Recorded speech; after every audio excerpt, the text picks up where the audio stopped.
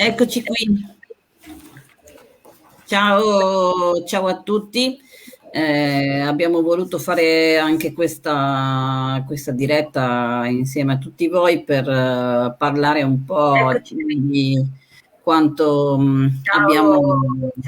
abbiamo letto e ascoltato, diciamo, nell'audizione di ieri che abbiamo avuto in terza commissione, e per fare alcune riflessioni, insomma, a quattro sul tema in generale, un po' dell'emergenza, ma anche appunto più prontamente sui dati che ci sono stati forniti oggi. Stamattina abbiamo anche fatto una conferenza stampa su questo tema e sono qui con i miei colleghi e io darei subito la parola ad Andrea che ci racconterà un po' quello che è stato l'audizione di ieri e le nostre perplessità. Vai Andrea. Ciao a tutti, grazie Ilaria. Intanto c'è da dire che ieri, appunto, in terza commissione si è fatto il punto un po' di quello che è l'impatto dell'epidemia da Covid in Friuli Venezia Giulia. Ci sono stati forniti un sacco di dati. Il professor Barbone e poi a commentare i dati anche c'è stato l'assessore Riccardi, che ha risposto un po' a quelle che erano le nostre domande.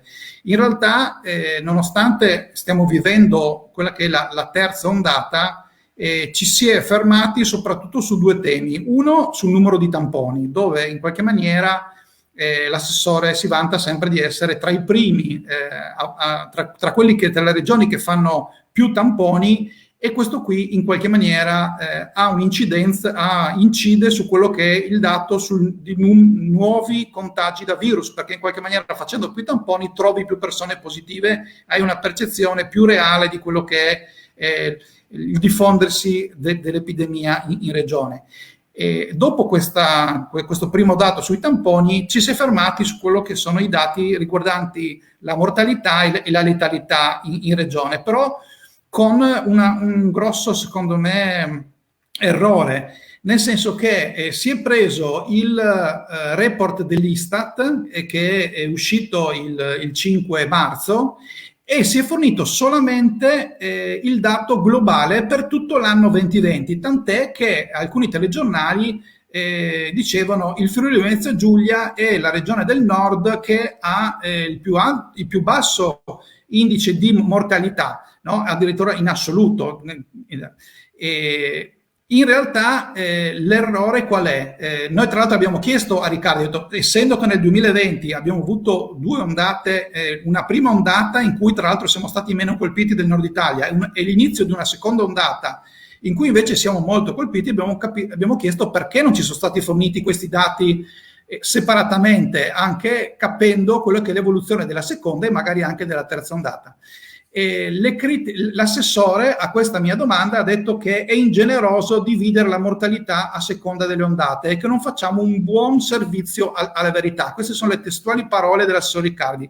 Peccato che se poi prendiamo l'Istat, è proprio l'Istat stesso che divide i due periodi e che fornisce i dati su quella che è la mortalità, tra l'altro non una mortalità solamente per Covid, ma la mortalità per tutte le cause, per cui confronta la mortalità in eccesso rispetto a quelli che sono i 5 anni precedenti per tutte le cause. E infatti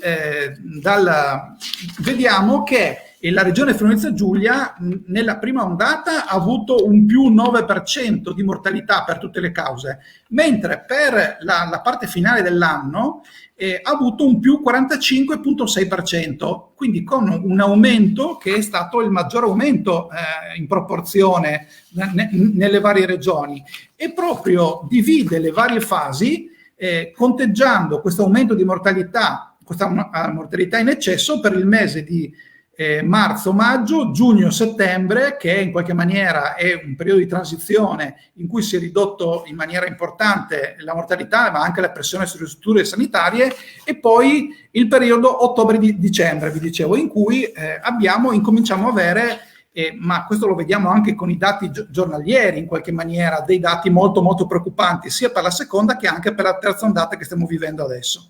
Per cui è l'Istat stesso che smentisce Riccardi e che in maniera molto opportuna divide i dati a seconda dell'andamento dell'epidemia, ed è solo analizzando queste diverse fasi che puoi capire anche sia l'andamento dell'epidemia, ma anche come hanno risposto i servizi in qualche maniera. Noi abbiamo, tra l'altro abbiamo fatto anche un'interrogazione a fine gennaio, quando l'Università Cattolica incominciava a fare i paragoni rispetto ai mesi di incidenza, di mortalità, e in quel periodo era il mese ottobre, novembre, dicembre, dove noi avevamo avuto un aumento di 4 volte e mezzo addirittura agli indici di mortalità, e quindi in qualche maniera avevamo depositato un'interrogazione per cercare di capire perché di questo dato.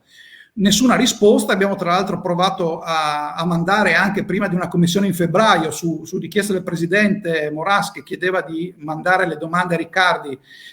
Abbiamo chiesto di nuovo spiegazione di questo aumento anomalo, nessuna risposta, e anche ieri, dove abbiamo ribadito per la terza volta, in qualche maniera non abbiamo avuto nessuna risposta.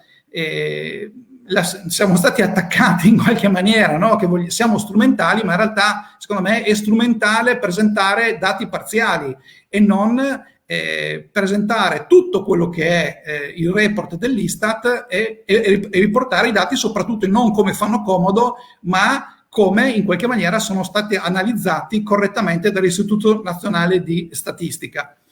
Per cui questo è una prima cosa che volevamo condividere con voi. Tra l'altro c'è il report che vi dicevo dell'Università Cattolica, che si chiama Altems, che è molto interessante perché è aggiornato fino a praticamente 2 settimane fa, e nel mese noi comunque sia nel periodo gennaio-febbraio siamo ai primi posti, ma anche, tra l'altro distaccando molto le altre regioni, che anche nel periodo febbraio-marzo, dove si registra una riduzione della mortalità importante, in qualche maniera siamo tra i primi, e quindi abbiamo, pensando anche all'ultima settimana che questo report porta, che è quella dal 16 al 22 marzo, siamo gli unici ad avere una mortalità doppia rispetto alla media nazionale.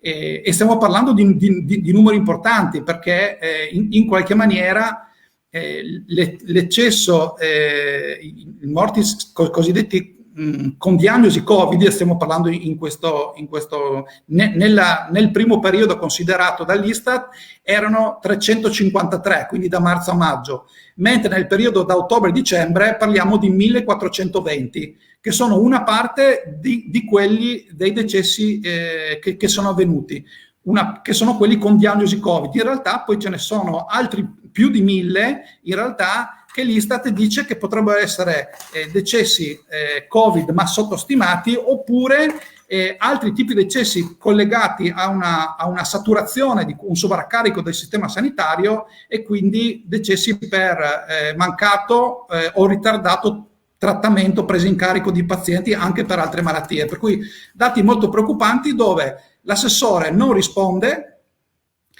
non ci lasciano neanche convocare in qualche maniera i sindacati e gli operatori sanitari in terza commissione, e da più di 6 mesi è depositata una nostra richiesta di audizioni per approfondire vari temi, dalle case di riposo alla gestione della pandemia, ai piani pandemici. Quindi in qualche maniera blocco, no? e non rispetto del regolamento per la convocazione della Commissione Sanità, e poi presentazione dei dati, che sicuramente è una presentazione parziale dei dati, no? E non spiega quello che è stato la seconda e la terza ondata, che hanno travolto il Friuli Venezia Giulia, e in qualche maniera si tenta di diluire i dati dell'inizio della seconda ondata con quelli della prima, dove si sa che siamo stati quelli meno colpiti.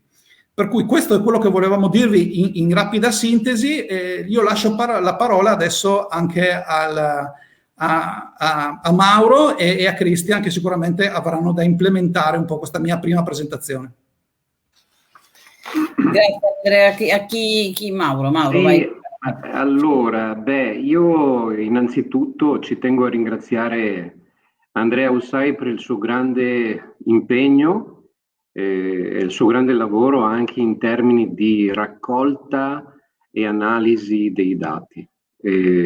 Non succede spesso di trovare un consigliere regionale che abbia questo approccio, che considero a tutti gli effetti un approccio scientifico, e questa dedizione al proprio lavoro, vocato non alla polemica, come magari pensa il presidente della regione, no? Ma vocato a trovare la verità dai dati, cercando una chiave di lettura dei dati in modo da poter migliorare le cose, no? E non trovarci o ritrovarci in questa situazione. Quindi ringrazio veramente di cuore e pubblicamente il collega Ussai. Io invece appunto ho un approccio molto meno scientifico, nel senso che quella sanitaria non è la mia materia, e di conseguenza posso, posso leggere i dati come secondo me li può leggere un cittadino, anche l'uomo della strada, partendo comunque da un dato che ci è stato fornito dalla giunta ai consiglieri regionali, che è un totale, diciamo, del totale dei decessi. 3.264 decessi al 28 marzo, il 51,8% dei quali maschi. Quindi questo qui è il totale, riconosciuto anche dalla giunta, che la giunta ci ha fornito. Appunto, ci sono modi e modi di leggere i dati. Un modo non criticabile è quello di leggere i dati seguendo la fine dell'anno solare, cioè i dati del 2020 fino al 31/12/2020. E questo è un modo, d'accordo, che io non contesto. Ma se noi, esattamente come ha detto Andrea Ussai, vogliamo sporcarci le mani nel vero senso della parola e cercare di analizzare la pandemia in tutta la sua cruenza, secondo me non possiamo fermarci al dato dell'anno solare, dobbiamo cercare di analizzare i periodi. Io, molto meno scientificamente che Andrea Ussai, vedo due assi temporali, due periodi. Il primo che va da quando è scoppiata la pandemia, quindi da marzo, d'accordo, fino a, diciamo, settembre 2020 sto parlando, no? In cui si registra in termini di decessi 371 decessi. Dopodiché io vedo un altro periodo, un altro asse temporale che parte da ottobre 2020 e arriva appunto al 28 marzo 2021, in cui si registrano 2.893 decessi contro, ripeto, i 371, diciamo, del primo asse temporale. È evidente che, come ha detto Andrea, la nostra regione e il nostro sistema sanitario è stato colpito con una violenza inaudita e il numero di decessi lo conferma. Quindi, se noi vogliamo effettivamente cercare di capire perché sia stato colpito in maniera così violenta, dobbiamo per forza di cose partire dal numero di decessi, che sono altissimi.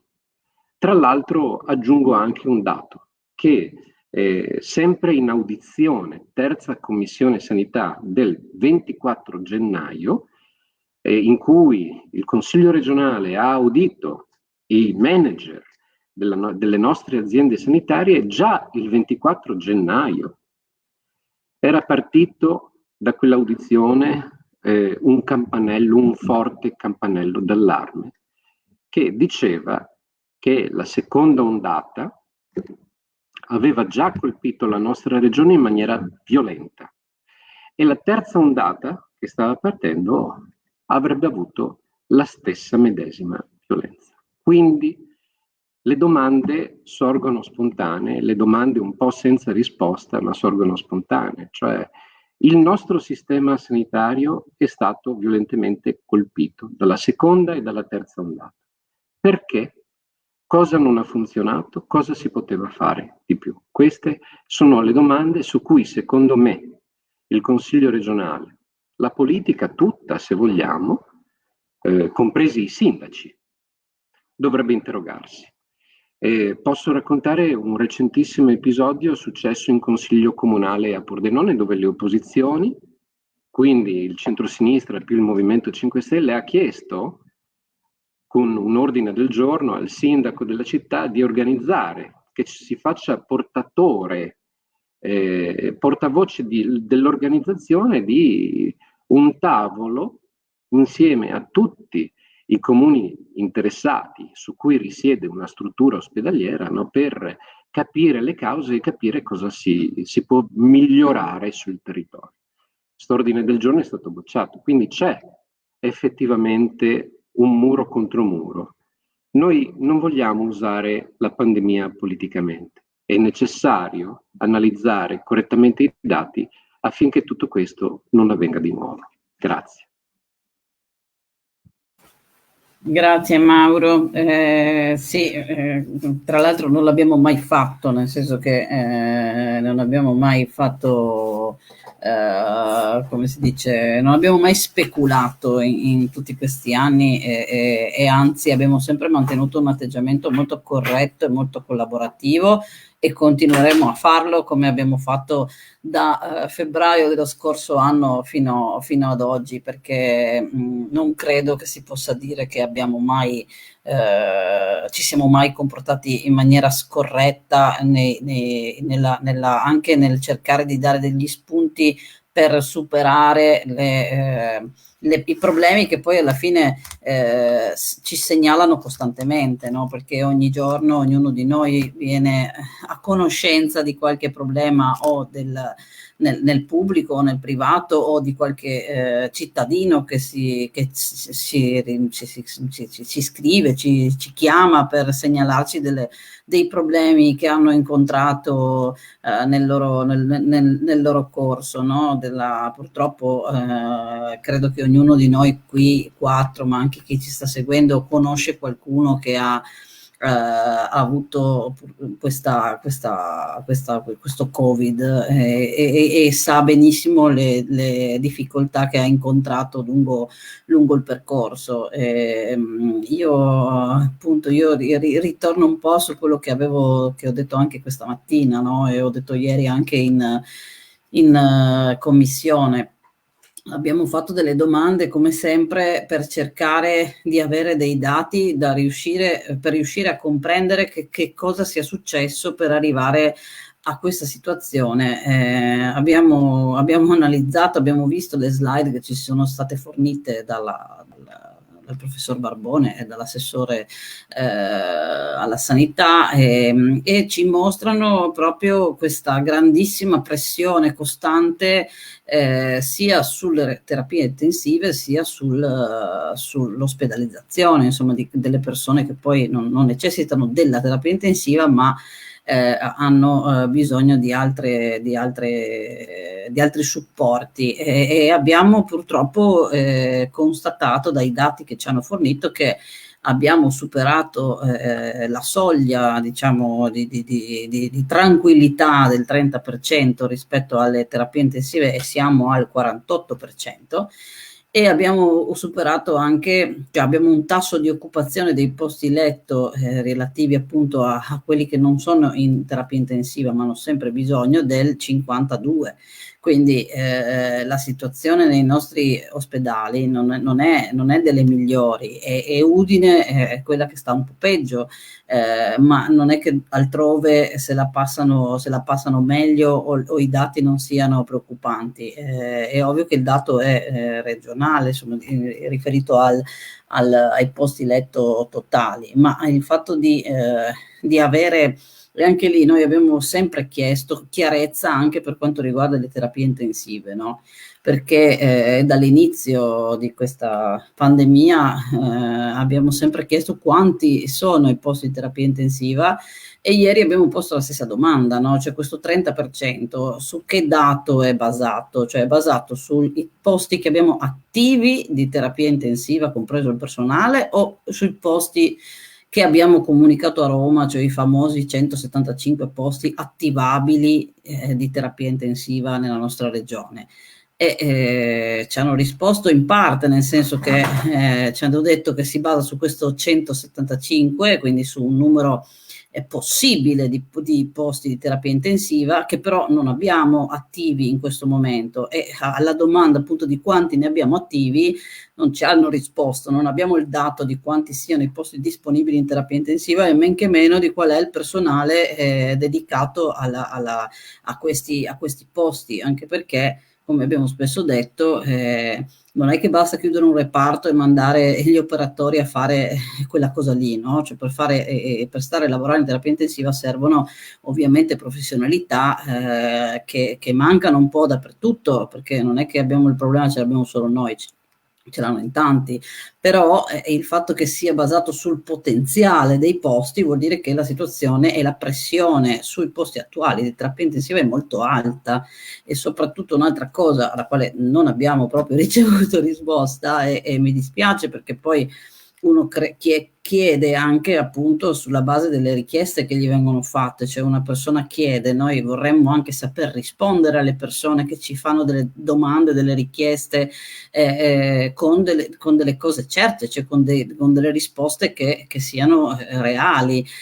Abbiamo chiesto se questi dati così alti di pressione, diciamo, sugli ospedali siano dovuti anche al fatto che un po' sia mancato il territorio, cioè che non ci sia una forte, diciamo, sostegno dei pazienti che si ammalano del Covid a domicilio, prima di riuscire ad arrivare, cioè di dover ricorrere all'assistenza dell'ospedale, della terapia intensiva o del pronto soccorso, perché anche un'altra cosa che abbiamo osservato in questi mesi, soprattutto negli ultimi mesi, nelle ultime settimane, era un grandissimo numero di accessi al pronto soccorso di codici che normalmente in un pronto soccorso non dovrebbero esserci, no? Al di là dei codici gialli e i codici rossi, che ok, ma il codice bianco o il codice verde dovrebbero essere trattati possibilmente al domicilio, o possibilmente dal medico di base, o possibilmente dal territorio, in maniera tale anche da non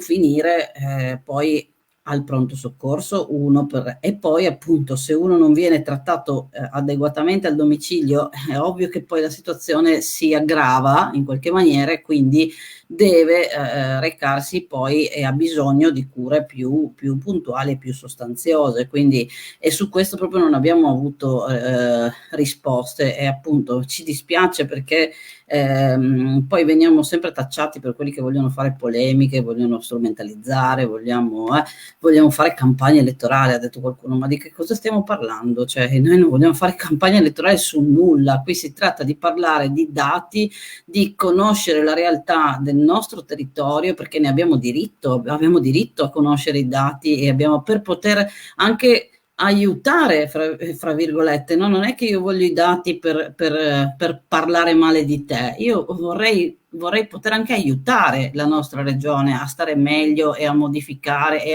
ma se poi veniamo sempre tacciati per quelli che fanno speculazioni, che fanno campagna elettorale, ma anche no, cioè non è così, non è che noi uno non siamo così, e due non è così, cioè non è così che si fanno le cose. è facile dire, fai campagna elettorale e quindi mi liquidi così, no? Però non è così, cioè, e l'abbiamo dimostrato, l'abbiamo sempre dimostrato, anche prima della pandemia, ma durante la pandemia ancora di più. Io lascio la parola a te, Christian. Sì, grazie Ilaria. Vabbè, sicuramente mi unisco anche ringraziamenti al grande lavoro che fa Andrea in terza commissione. Sì, scusami, mi sono dimenticato. Beh, io sono in commissione con Andrea. Sei anche tu in commissione con Andrea, quindi stavo per dire... Vabbè, ma io sono in commissione per dargli una mano, ma il grosso lo fa lui. Perché sappiamo quanto è stato anche frustrante nel corso del 2020 non poter partecipare ai lavori della terza commissione, che per quanti mesi, Andrea, non è stata praticamente convocata. Un po' meno, ma comunque siamo quasi. C'eravamo. E non è stata proprio convocata, e questo, diciamo, è già un primo vulnus di quello che è stata un po' l'anno pandemico legato al Covid in Friuli Venezia Giulia.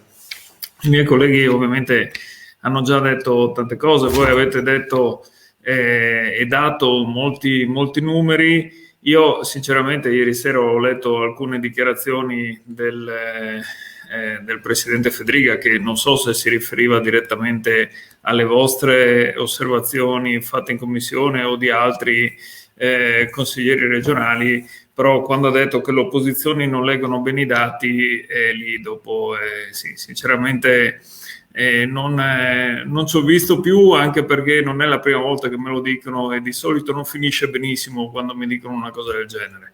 Io ancora non avevo dati e non ne avevo letti, ma non avevo ancora parlato dei dati, quindi non si riferiva a me il Presidente, ma se vuole siamo qua ovviamente per leggergliene ancora altri, perché vedete, ieri in queste dichiarazioni che ha rilasciato ha detto anche che il Friuli Venezia Giulia è la regione dove c'è stato il minor aumento di decessi rispetto anche al nord Italia, dicendo appunto come spesso sentiamo che da questo punto di vista siamo i migliori. Se questo, come vi ha detto anche Andrea e in parte Mauro, che ha preso in considerazione anche l'ultimo trimestre del 2020, ma come detto, se lo riferiamo a tutto il 2020 può essere anche vero. È anche vero che dal giorno in cui lui è sceso in Piazza Unità a Trieste, quei dati sono completamente, cambiati. Questo era più o meno fine ottobre. Io avevo preparato anche Ilaria, non so se sei tu che devi dare il comando, ma è giusto per far capire anche se me lo metti qua a chi ci segue di quali dati stiamo parlando e di qual è poi la situazione legata ai numeri. Questa è ovviamente la statistica, e se vedete proprio l'incremento della linea che somma ovviamente tutte le morti che ci sono state per Covid-19 nella nostra regione, vedete che fino al 1° novembre la situazione era praticamente stabile dal lockdown di maggio in poi.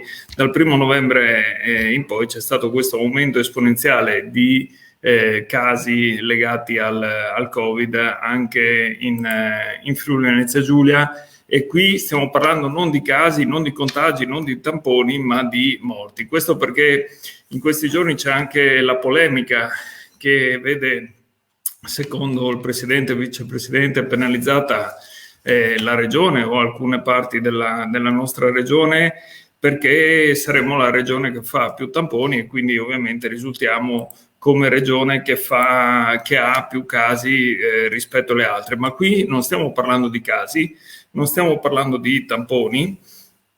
Potremmo anche parlare di terapie intensive e posti letto dedicati al Covid, che Ilaria ci ha ricordato quali sono le percentuali di occupazione momentanea, ma qui invece stiamo parlando di decessi. E se noi prendiamo in considerazione anche tutti i decessi, quindi per tutte le cause che ci possono essere state non solo nel 2020 ma anche nei primi 2 mesi del 2021, perché sono i dati ovviamente usciti ieri anche dall'Istat, poi chiaramente ci può essere qualche correttivo, ma alla fine i numeri quelli sono e quelli saranno. Noi vediamo che rispetto al 2020, rispetto ai mesi ottobre, novembre e dicembre, in Friuli Venezia Giulia abbiamo avuto un aumento, sempre tenendo in considerazione la differenza tra 2019 e 2020, del 46% di casi. Il Nord Italia aveva un aumento del 40%, per cui eravamo sopra la media del Nord Italia, e in Italia si era intorno al 32%, perché ovviamente il Covid ha colpito di più le aree settentrionali del paese.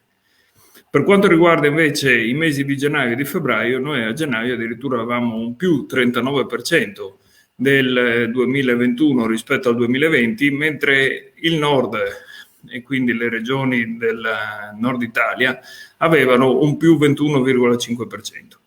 Ora, io capisco tutte le intenzioni di chi voglia leggere i dati per quelli che sono e per voler in qualche modo rassicurare la popolazione, ma noi farlo a posteriori potrebbe essere anche comprensibile.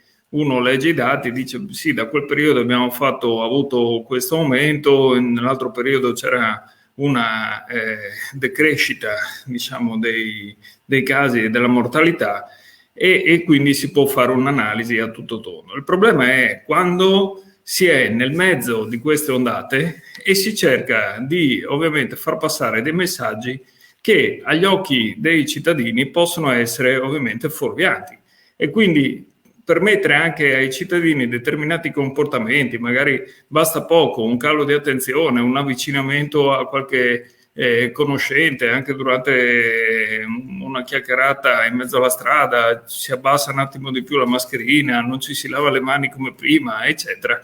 E questo ovviamente comporta tutte le conseguenze che poi vediamo anche in questi giorni. Noi in questo momento abbiamo 80 posti in terapia intensiva, ci auguriamo ovviamente che gli stessi possano calare.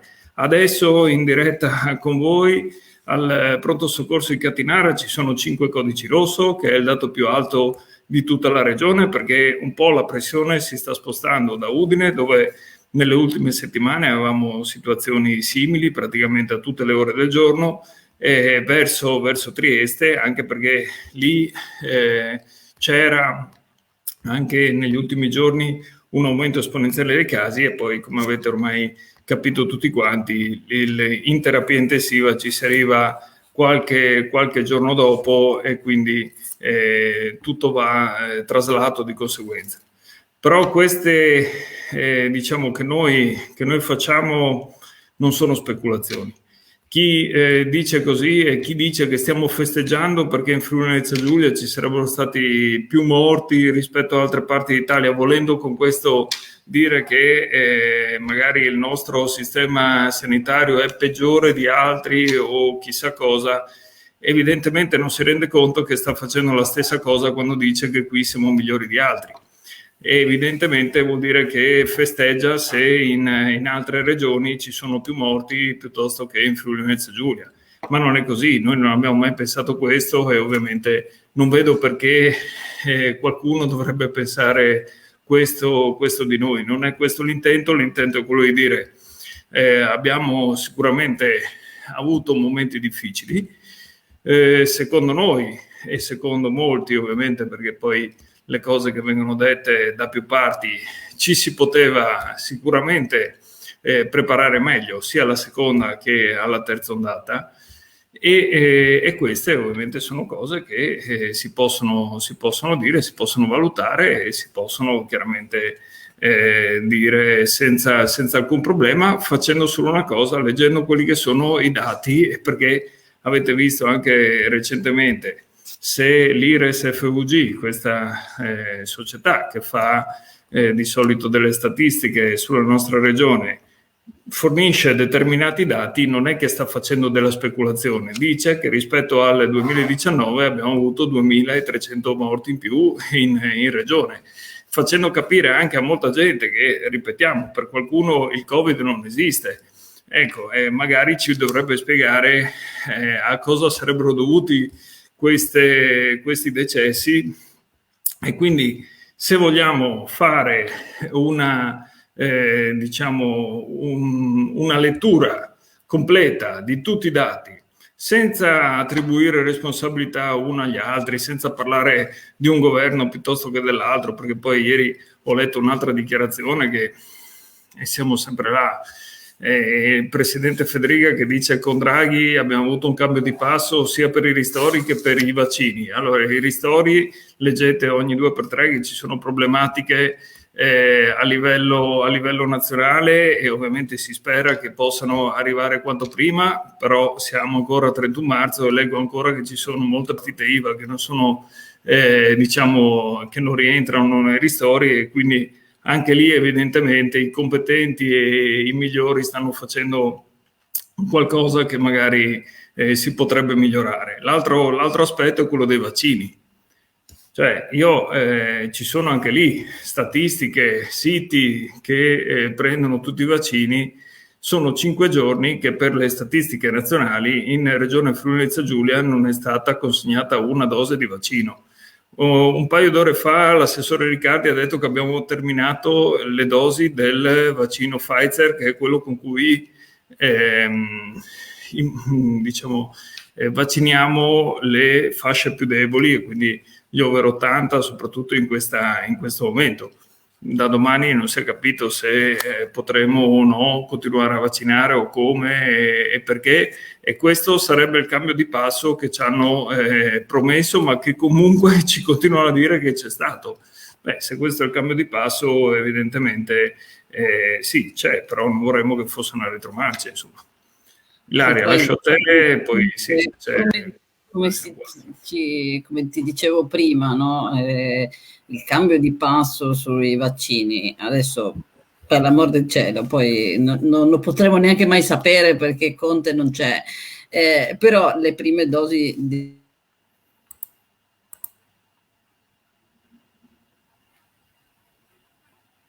si è bloccata l'aria. Di Cata, non lo so, eccomi, sì. Ho detto che sono arrivate a fine dicembre e ce n'era solo uno disponibile, quindi cioè, come fai a dire il cambio di passo rispetto a questa tematica? Non hai un termine di paragone, no? Non erano due situazioni uguali, no? Erano appena arrivati, cominciavano ad arrivare e non avevi nemmeno una progettualità futura. Adesso ce ne sono 4, a breve saranno 4 insomma disponibili, con Johnson & Johnson, ma con 4 vaccini disponibili è un'altra cosa, no? Piuttosto che il punto di domanda di quando e se arriveranno. Tra l'altro c'era stata anche il taglio, no? Pfizer mi sembra all'inizio aveva prima promesso, poi aveva detto che non riusciva perché avevano non mi ricordo se era Pfizer o AstraZeneca avevano avuto un problema e quindi non erano riusciti nemmeno a rispettare le dosi promesse, no? C'era ancora Conte quella volta, quindi ripeto, per me per noi, no? Per me è fondamentale riuscire a comprendere qual è la situazione in Friuli Venezia Giulia,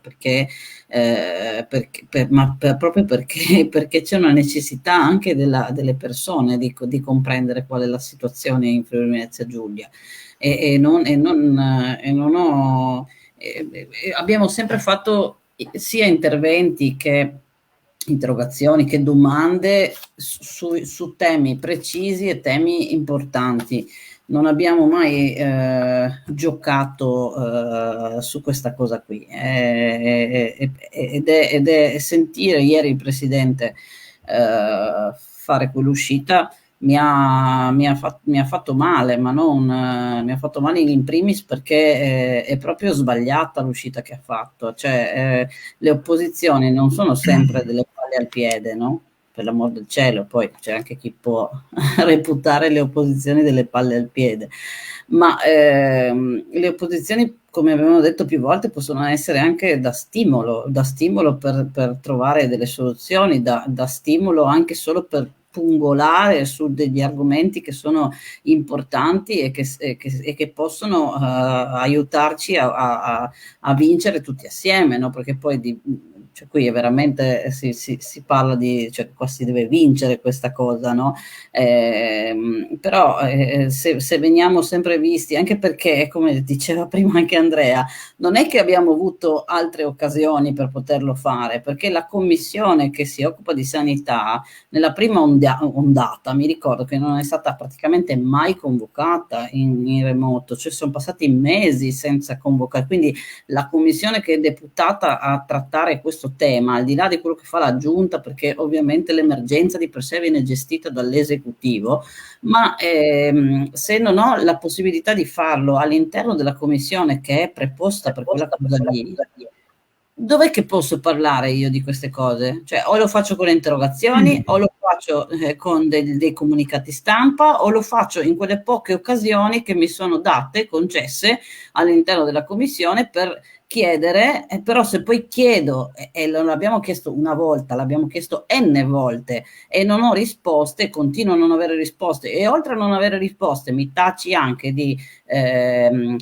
brutto, cattivo, speculatore, eccetera, eccetera, ma allora io non ci sto, perché non funziona così, non funziona così, cioè bisogna relazionarsi e parlarci per trovare una soluzione, no? Non possiamo essere sempre quelli che vogliono creare dei problemi, non l'abbiamo mai fatto. Vai Andrea, ti lascio. Ilaria, scusa Andrea, finisco solo una cosa sul cambio passo, dicendo che l'unico cambio di passo che c'è stato tra i due governi sono le reazioni alla situazione, diciamo, che devono affrontare, le reazioni del Presidente e ovviamente diciamo un po' di tutta la maggioranza. Cioè prima magari potevano esserci difficoltà di approvvigionamento dei vaccini, si attaccava al governo Conte. Adesso i vaccini non arrivano, abbiamo finito il Pfizer, siamo al 100%, non sappiamo ancora quale sia la situazione. Io dico solo, immaginatevi voi se ci fossero ancora il commissario Arcuri e il presidente Conte al governo della situazione. Ecco, e chiedetevi se voi in quella situazione avreste visto un'intervista, ho letto un'intervista del presidente Fedriga dicendo finalmente è cambiato il passo. Questo è il problema, cioè non è che ci sia effettivamente qualcosa di diverso, non è che prima Conte o Arcuri si divertivano a tenere a Roma i vaccini e non li consegnavano alle regioni. E la stessa cosa ovviamente non può fare il generale Figliuolo, non può fare il premier Draghi, cioè sono cose che non dipendevano ovviamente da quel governo, però allora lì chi speculava politicamente e chi faceva ovviamente giochetti per screditare qualcuno, mettiamola così, senza ovviamente far nomi. Ecco, adesso siamo in 5 finalmente. vai. Allora, io volevo concludere con due precisazioni. Una su altri dati che ci sono stati forniti ieri e che sono più confortanti, nel senso che sono stati vaccinati la maggior parte degli operatori sanitari e la maggior parte degli anziani nelle case di riposo, e dove c'è un'alta copertura e sono state in qualche maniera vaccinate queste categorie, le curve che abbiamo visto di numeri di nuovi casi si è abbassata drasticamente, per cui questo ribadisce l'importanza di vaccinarsi e anche dove ci sono stati dei casi chi era stato vaccinato non ha sviluppato la malattia in forma grave, per cui l'importanza di in qualche maniera riconoscere l'importanza e gli effetti delle vaccinazioni.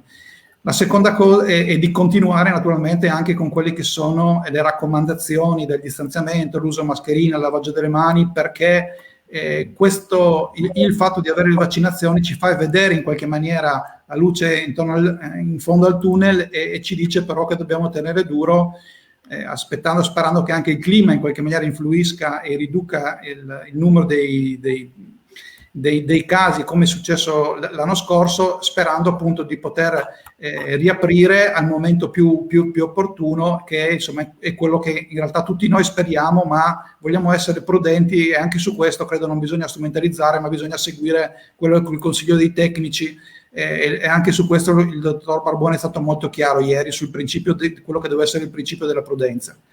E l'ultima cosa che volevo dire è che noi siamo qui non perché, appunto, come hanno detto i miei colleghi, vogliamo speculare, ma perché abbiamo provato ad avere risposte ai dati preoccupanti della seconda e terza ondata. Purtroppo non le abbiamo avute, le abbiamo chieste in tutti i luoghi istituzionali possibili, abbiamo chiesto spiegazioni presentando un'interrogazione, mandando una mail, chiedendolo più volte in commissione, e le risposte non si sono state date, con l'ultima appunto commissione di ieri, in cui invece di analizzare le diverse curve, i diversi momenti dell'epidemia, è stato dato un dato globale che in qualche maniera non descrive quello che è l'impatto della pandemia sul nostro territorio, e questo credo che non sia un buon servizio, non informare e non spiegare un po' l'andamento, proprio perché combattiamo tutti per sconfiggere il virus, e quindi in qualche maniera bisogna fare informazione corretta e non parziale. Bisogna dire la verità, bisogna essere globale.